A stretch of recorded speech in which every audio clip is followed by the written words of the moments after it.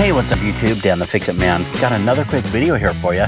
This company CGSULIT sent me this scan tool. This is the SC530, and it's a little bit more powerful than your typical code reader. This has several different functions that this will perform, like an oil reset, electronic parking brake retract, a TPMS, airbag. If you do have an issue, even if you repair the issue, you can't reset that code with your traditional little code reader. You can also calibrate a steering angle sensor and lots of other things on here too. The company asked me if I'd be willing to take a look at this tool and make a little video, and I said sure. The way this is set up, the SC530, it's basically loaded or preloaded with a certain make. For example, this comes with the software for an Acura or a Honda already loaded on it. You can order it for Toyota, Lexus, Ford, GM, any other type of vehicle, BMW and Mini. Now this comes with free lifetime updates, so you can hook this up to your PC and download an update and load it on here, but you can also add additional software for different makes, just like a module. You just buy that module and it will load it on there. So let's open it up and take a look. Nice little case. Pretty good sized manual here. Comes with a 1-year warranty and gives you some instructions here. Probably should read that, but I'm gonna see if we can figure it out. When I get some time, I'll flip through this. Not on camera, I don't wanna bore you guys with that, but let's see if we can figure out at least some of the basic functions. So there's the tool, and then here's our cords. This looks like it connects right here, and this will be to connect to your computer for updates or to download software for different makes. This is our cable with the OBD2 connector. Let's just open this up and get it connected real quick. And then let's go plug this into the OBD port. Typical Honda, Acura. For whatever reason, the Honda OBD2 ports are always really loose. They always feel kind of flimsy, and it doesn't feel like this will go in all the way, but it looks like it's connected. It looks like the tool's turning on. Okay, there we go. I've got the vehicle turned on, or the ignition on, without the engine running. So let's just go through here and take a look. So right now we've got a Honda icon, and these are just simple navigation arrows right here. The question mark here in the middle is not enter. It's actually the green Y is more of like the enter or yes, and then the red N is no or back. And then you have these three shortcut buttons, F1, F2, and F3. Let's hit the green Y for Honda. Okay, now it's asking us smart VIN or manual selection. We're gonna go ahead and hit yes on the smart VIN. There it is. So it's found the vehicle, VIN selected. So let's hit OK as F2. Now this is the first time I'm using this scan tool, and it's the first time I'm even hooking anything up to this vehicle. This is the 2017 ACURA MDX. I'm gonna do a quick scan first, and then we'll kind of go through and check out some of these other functions. Let's hit the green Y for a quick scan. Check the following condition before executing this test. Shift to park or neutral executes all DTC tests. That checking will take some time. Do you want to execute this test? Yeah, let's do it. We're gonna go ahead and do a quick scan. So as it goes through each of these scans, it's giving you a result. Pass, no fault. So we had a fault in the transmission control module, the anti-lock brakes. We'll have to go through and see what each of those faults are, but you have to let it go through and do the entire scan. So we're going to let it finish here, and then we'll go back and scan through there and see what those results are. Adaptive cruise control, we got a fault, which I know that we had the light for that. Well, that's interesting. When I talked to them, they said that this didn't really do any diagnostics for that, but it showed up on here as one of these modules that it says it's doing 31 of 50 right now. Now it keeps showing these numbers 14, 15, and 16 for some reason. I think that's kind of a glitch because it's showing over here that it's on 40 of 50. I'm really anxious to look at that adaptive cruise control and see if it gives any information on what might be causing that. Okay, so the quick scan is complete. It did go pretty quick, but let's go through here. So see here, it's giving us a result, pass, no fault, pass, no fault. Well, let's go down to number 3 where it says fault. All right, let's read those codes. Okay, so we do have a permanent DTC. P2638, which is torque management feedback signal, range performance. You know what I'm going to do? I'm going to erase this. Okay. Turn the ignition switch off. Turn the ignition switch on. System pass, no fault found. Perfect. So that might be an intermittent code for that transmission control module, but let's go ahead and go back. I really want to take a look at some of the other ones. So let's hit back. And you see it goes right back into reading that transmission control system and says pass, no fault. So now we have the anti-lock brake, traction control, vehicle stability, auxiliary control system. I'm going to leave that for right now. And I'm going to scroll down. I want to find that active cruise control. There it is, adaptive cruise, constant speed cruise control system. It says we had a fault there, and that's where we do have some lights. It's like the Honda Sense. Let's go ahead and take a look at this, see what codes those are. It takes a minute here to read the data. Okay, let's go down to read codes. Okay, so we have a permanent DTC here, a couple of them. Here it's saying we have a DTC multi-purpose camera unit millimeter wave radar internal electronic failure. So that may be a permanent issue. Here's another one, communication lost with the steering angle sensor. I'll tell you what, I'm excited about this. I'm gonna clear this and see if it comes back immediately. So let's go ahead and erase, yes. Clearing code request is sent. Please read codes again to check if DTCs are cleared successfully. Let's hit F3 again. Now it says turn the ignition switch off. Now it wants it back on. Reading codes. System pass, no fault found. Perfect. Let's go back again. Let's hit read codes again. So now we have this one here, the DTC internal electronic failure. So it looks like it might have come right back. So that camera, it says camera unit millimeter wave radar internal electronic failure. Looks like we do have a bad camera. So that is that's great to know that that's happening. So we're gonna exit out of this one here. See if that'll work. Yep. Okay. So we do have one fault now. It did have 3 before in the adaptive cruise control. Let's just scroll down here and see if we have any others. Oh, the anti-lock brake. Let's take a look at that one here. Well, first let's see if we can enter in and load the data. Read codes. DTC electronic parking brake failure. DTC CAN communication failure with electronic parking brake. Well, this parking brake works perfectly right now, so I wonder if that's from before. I'm going to go ahead and erase this one here too. Okay, ignition off. Now it wants it on. Reading codes, system pass, no fault found. Perfect. Let's hit back. Reading codes. So it immediately goes back and reads the codes. Once you leave this specific module and you come back, it rescans it, and then here it says pass, no fault. So the one that just keeps coming back immediately is the one for the camera. Let me go back up to that. So that's the adaptive cruise constant speed control system, which is not working, and we are getting error codes for that on the dash. But we had 3 faults there, now we only have the one. Let me just try to enter in that one more time.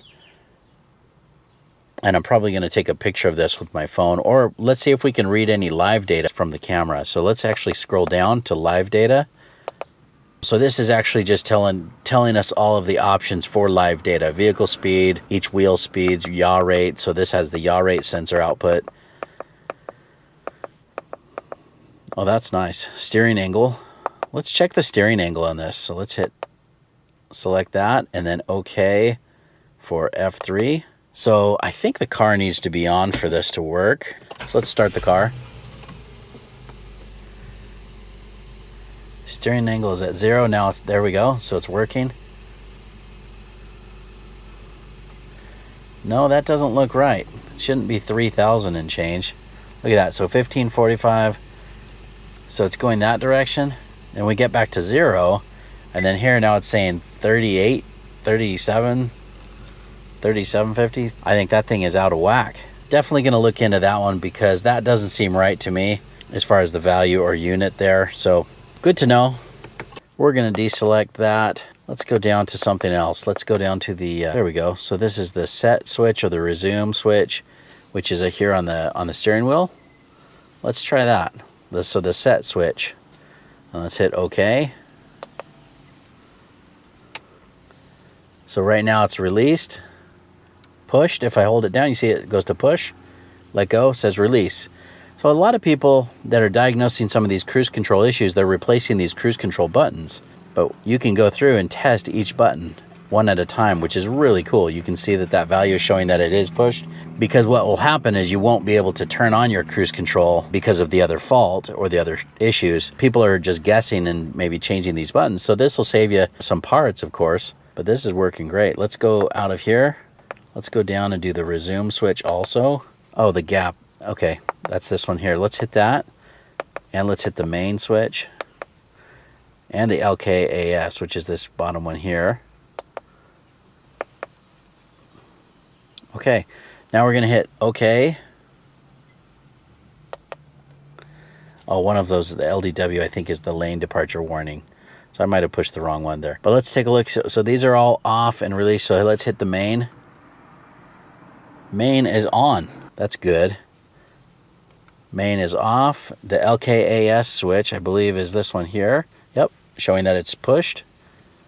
Push, release.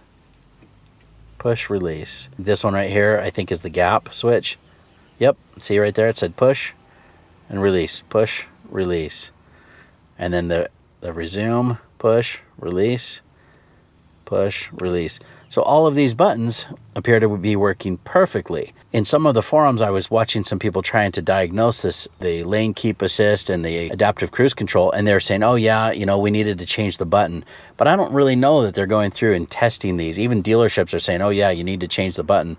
But this is such a great little diagnostic tool. I can tell you this is already so much more powerful than I expected it to be. I'm very, very impressed. I did not have any idea that I would be able to test even just these steering wheel buttons. I mean, that alone saves so much headache, hassle, and time being able to do this. So let's hit back out of here. So this adaptive cruise control code just keeps coming back. That's a hard fault. We know we have a failure. Now, if we read that code, permanent DTC, there's U3000-49, and it's showing here the question mark. So let's click on that.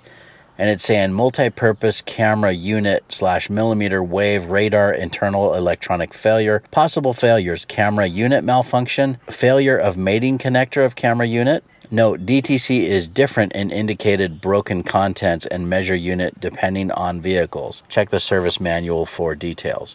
This is more than I got from the dealer when I went there. They said, well, it could be the camera, but we can't guarantee it, or we don't know for sure if that's it. And they told me that the camera was on back order and this and that. Looks like I can find the camera online, and I might even try to change this out myself. At first I was thinking I probably won't mess with that. It's not something I really want to do, but if I can get it for a lot less than the dealer will do it, it might be worth doing. I may still need them to help aim it, but got it narrowed down, it's the camera. So let's get out of here. Now, I noticed also here, after doing that active test, that we also have special functions.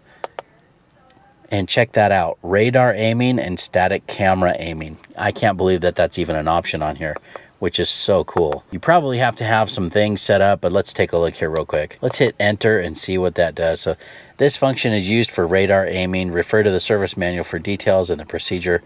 Park the vehicle in a suitable location for the aiming procedure. Don't set up the aiming target yet. When you're ready, press enter. Well, we're not ready, so I'm gonna hit back. But that's great to know that if I were to obtain the targets for aiming this, that I could actually do that myself, which is amazing. I did see a YouTube video on how to aim the camera, and I may just try this myself. I don't know. I wouldn't do it without this this tool though. I can't believe the amount of things that I've already been able to do and check with this tool for how inexpensive this is. So let's go back out of here. Am I sure I want to exit? Yep. So that was the quick scan module. There's all these other options here. So control modules. So we can look at the engine control system, transmission control system, airbag control system. Let's go to the transmission control system. Loading data here real quick. Let's take a look. So this is basically just like the same sort of thing. This is kind of like a scan by module. So right now let's just hit ECU information. That's just all the VIN and everything. So let's go here to read codes. System pass, no fault found. So there are no codes stored in that transmission module. Live data, let's see if it gives options specific to the transmission, which it does. So vehicle speed, transmission output, shaft speed. So we could go through here and select these or any of these. Oh, and it even gives the transmission temperature, which I love. Let's select this real quick. Now let's hit OK. Right now it's saying 31 degrees Celsius. Now I'll probably want to change the units to Fahrenheit. So let's go out of here, see if I can do that. I'm gonna go back and see where that set, it's probably in settings. Let's see if we can figure this out. Unit, metric, or imperial. Let's select imperial. Now I'm gonna go back into that same test that we were doing. So we were in the transmission control system. Let's select that. Again, I'm not gonna go through everything. This would be too long of a video, but already I'm so impressed with this tool. I mean, for the money, this is totally worth it. There's so much more information here than most little scan tools. So automatic transmission temperature. So, all right, so let's check that real quick. So 90 degrees. Well, that sounds about right. It's a pretty hot day today. Haven't been running the vehicle, maybe a few hours ago, so that sounds about right. Pretty cool. Already I've been very impressed with everything that this will do and all of the different modules that we can take a look at. Just so cool. Here's the immobilizer. Keep the ignition on till the tester directs you to turn the ignition off. Again, I'm not going to go into each of these. That's amazing that we can do immobilizer or load keys on here. So yeah, it's saying right here, 4th immobilizer. That's so cool. That means it probably already has 3 keys, even though we only have 2, but 3 that are programmed. So they probably had to get a replacement at one point. Even the TPMS, let's take a quick look at that. Again, I know I'm just kind of skipping through these, but it would just take way too long to do each of them. TPMS, so let's just see what our live data looks like. Let's select all and then hit OK. There you go. This is giving us all of the air pressure, 33.6, 32.2, 32.5. It's giving the inside temperature as well. I didn't know it did that. That's pretty cool. And vehicle speed is 0, so pretty impressive little tool. What's an active test in that? Let's do the warning indicators. So let's come over here. There it is. Then test finished. Let's try the low pressure tire indicator. There it is. Tire pressure low. So cool. All right, so those are all the little tests that you can do just with the TPMS system. I'm gonna play around with this some more, I'm sure, and I'll definitely use this in the future, but my overall impression of this is the most informational scan tool that you can get for the money. You know, as cars get more advanced, I'm trying to learn more and just to keep up with this. As you guys know, I'm just a DIY type of person. I'm not a professional mechanic, but definitely wanted to say thank you to the company CGSULIT for sending this to me. I'm sure something I'll be using quite a bit in the future, not only on this vehicle. I'm sure this will come in handy with our ACURA as well. I may end up downloading the software for other makes as well. I hope you liked the video. Please give it a thumbs up and subscribe if you don't mind. That does help me out. I'll get a link in the description where you can pick this up as well. Thanks so much for watching and good luck.